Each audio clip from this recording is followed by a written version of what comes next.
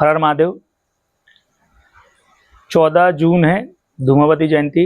रात्रि 2 बज गए हैं। अमृतेश्वर महादेव मंदिर पे माँ धूमावती का जो हमको जप अनुष्ठान यज्ञ करना था वो हम कर चुके हैं। इसी अवसर पे भारत में जितने बच्चे हैं और ऐसे बच्चे जो अध्यात्म लाइन पे चलना चाहते हैं, अध्यात्म के पथ पे चलना चाहते हैं, उनका एक क्वेश्चन होता है। ध्यानपूर्वक सुनना उस क्वेश्चन को। क्वेश्चन क्या होता है? सब लोग ये कॉमनली हर कोई पूछता है कि गुरुजी हम लोग अध्यात्म मार्ग पे चलें कैसे। तो सबसे पहले मैं उनकी ये क्वेरी को सॉल्व करना चाहता हूँ कि आपको कैसे चलना है। आपको किसी भी योग गुरु के पास पहले गुरु को आजमाएं, देखें कि गुरु योग्य है कि नहीं। सर्वप्रथम आपको उनसे दीक्षा ही लेनी पड़ेगी। अगर आप अध्यात्म पे लाइन पे चलना चाहते हो, अध्यात्म में आगे बढ़ना चाहते हो। अब इसमें भी क्वेश्चन ये आता है कि आप किस तरीके से आगे बढ़ना चाहते हो। कुछ होते हैं कि जो बच्चे तंत्र के माध्यम से बढ़ना चाहते हैं, कुछ भक्ति मार्ग से बढ़ना चाहते हैं, कुछ सिद्धि प्राप्त करना चाहते हैं। हर किसी के अपने अपने अलग अलग एम है, अलग अलग उद्देश्य है। लेकिन कोई भी तुम्हारा उद्देश्य है, किसी भी मार्ग पे बढ़ना है, भक्ति मार्ग पे बढ़ना है तो भी आपको योग गुरु की जरूरत है। तंत्र मार्ग से बढ़ना है तो भी आपको योग गुरु की जरूरत है। अगर आप अघोर में जाना चाहते हैं तो भी आपको योग गुरु की जरूरत है। अगर आप कपाल कपाली में जाना चाहते हैं तो भी आपको योग गुरु की जरूरत है। आप औघड़ बनना चाहते हैं तो भी आपको योग गुरु की जरूरत है।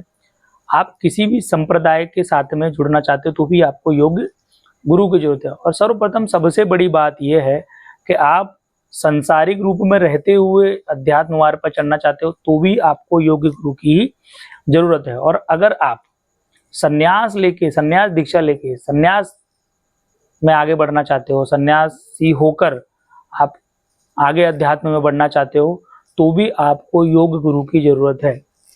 अगर आपको प्रथम चरण में अगर कोई योग गुरु नहीं मिलता और गुरु से आपको गुरु दीक्षा प्राप्त नहीं होती और गुरु दीक्षा प्राप्त होने के बाद आप आगे वाले कोर्स या आगे की जो काम है, जो आगे की साधना है वो नहीं करते, फिर भी आप अपने जीवन में असफल ही रहेंगे।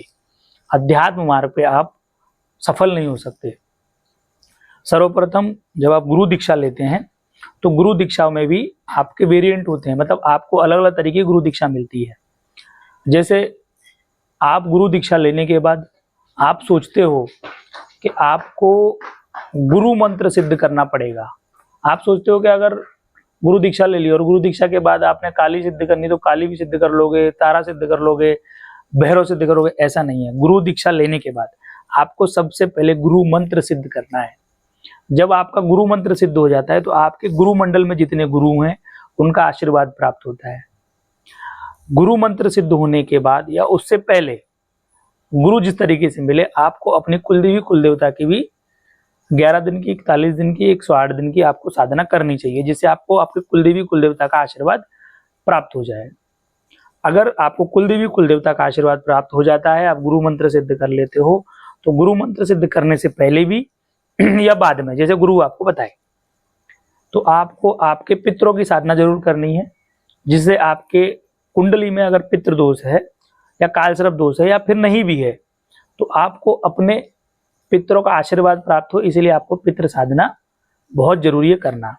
जैसे ये साधना कर लेते हो फिर आपको आपके इष्ट देवता की साधना अलग अलग तरीके से, अलग अलग माध्यम से, अलग अलग काम के लिए आपको करनी चाहिए।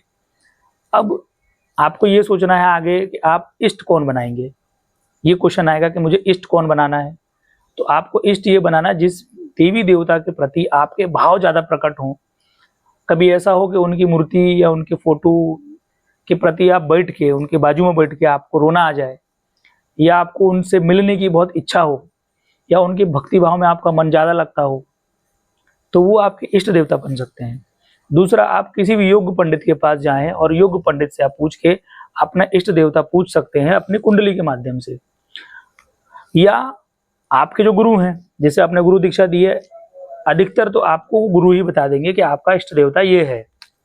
काली है, छिन्नमस्ता है, तारा है, हनुमान जी हैं, राम है, कृष्ण है, कौन आपके इष्ट देवता है वो बता देंगे। अब इष्ट देवता की कृपा प्राप्ति जिस दिन आपको मिलेगी, आप अपने जीवन में सफल हो जाएंगे। लेकिन आप सर्वप्रथम ये चीज़ समझ लें कि अगर आपने गुरु मंत्र सिद्ध नहीं किया है, आपने पहली में क्लास में एडमिशन नहीं लिया है, तो आपको जीवन में कुछ भी प्राप्त नहीं होगा। अगर आपने हिंदी पढ़ना नहीं सीखा, आपने क ख ग नहीं पढ़ने सीखे, तो आपको हिंदी पढ़ने नहीं आएगी, और हिंदी पढ़ने नहीं सीखे तो आप कोई बुक नहीं पढ़ सकते। तो उसी तरीके से आपको प्रथम चरण पे आपको गुरु मंत्र सिद्ध करना पड़ेगा। तो जिन बच्चों का ये क्वेश्चन होता है कि गुरुजी हम अध्यात्म मार्ग पे कैसे बढ़ें, तो सर्वप्रथम योग गुरु को ढूंढें और योग गुरु से अपनी दीक्षा लें। और उससे भी पहले ये समझ लें कि गुरु दीक्षा लेने के लिए कौन से गुरु से लेना है। तांत्रिक से लेना है, अघोरी से लेना है, औगड़ से लेना है, मांत्रिक से लेना है, वैष्णव से लेना है, शैव से लेना है, कौन से संप्रदाय से लेना है, किस प्रकार से लेना है। फिर उसके अपने अपने उनके रूल हैं, अपने अपने अनुशासन है। उसके माध्यम से आपको उन साधनाओं को आगे करते रहना है। एक चीज और समझ लें कि जो लोग ये सोचते हैं कि गुरु दीक्षा में या गुरु मंत्र लेने के बाद साधना आपको फ्री में मिलती है, या आप सिर्फ साधना मंत्र जप करो, चीज़ें करो, इसमें आपका पैसा खर्चा नहीं होगा, तो भी वो बहुत गलत सोचते हैं। क्योंकि आप जैसे ही गुरु दीक्षा लोगे, तो गुरु दीक्षा लेने के बाद गुरु मंत्र माला सिद्ध करनी है, आपको गुरु आसन सिद्ध करना है, गुरु चादर सिद्ध करनी है। फिर आप जब गुरु मंत्र का सिद्ध करोगे, तो गुरु मंत्र सिद्ध जप करने के बाद भी आपको दशांश हवन करना है। तो दशांश हवन में आपको घी, अग्नि, हवन करने के लिए जो भी सामग्री लगती है वो आपको जरूरत पड़ेगी, और वो कहीं ना कहीं मार्केट से आएगा, और उसमें आपका खर्चा होगा ही होगा।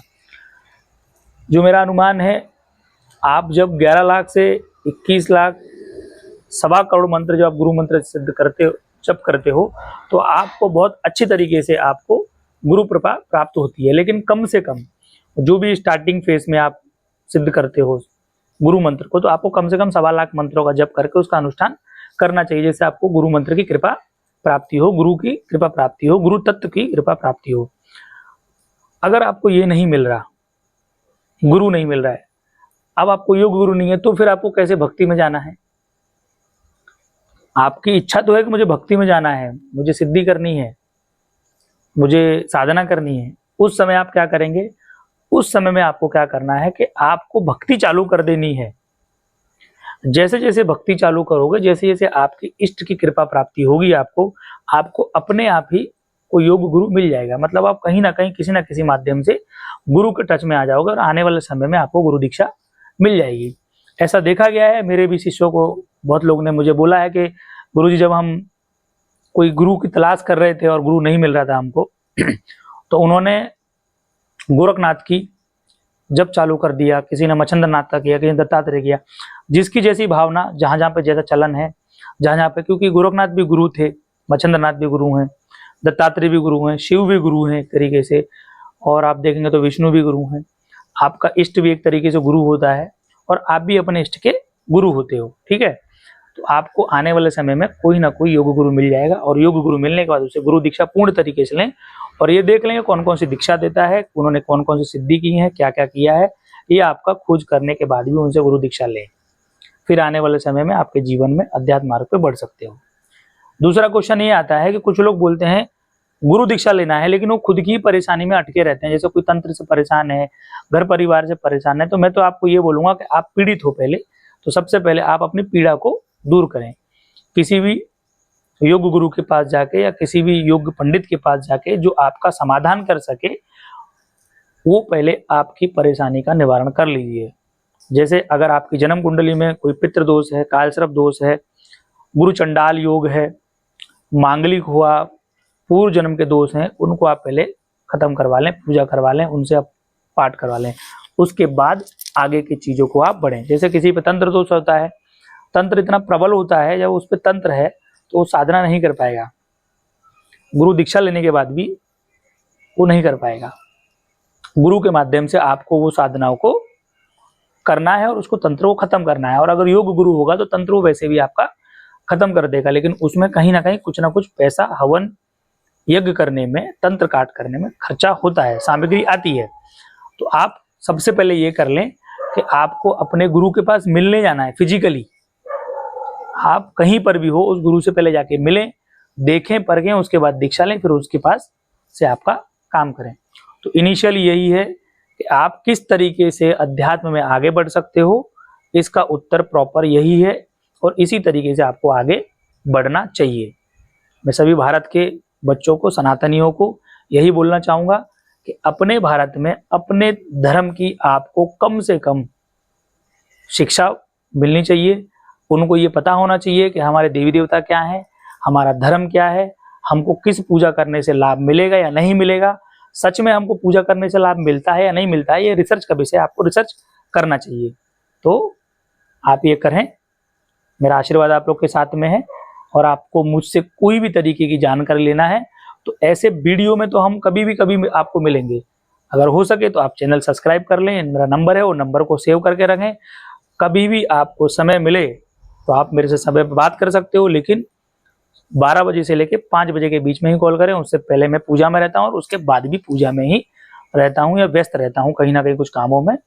तो आपको 12 बजे से लेकर 5 बजे तक के बीच में ही कॉल करके मुझसे गाइडेंस लेनी है या कोई भी तरीके की आपको पूछताछ करनी है किसी तरीके तो कर सकते हो। बाकी का तो मैं ये बोलूँगा कि अगर आप चैनल से जुड़े रहोगे तो आपके प्रश्नों के उत्तर वीडियो के माध्यम से कहीं ना कहीं आपको आने वाले समय में मिल ही जाएंगे। हर हर महादेव।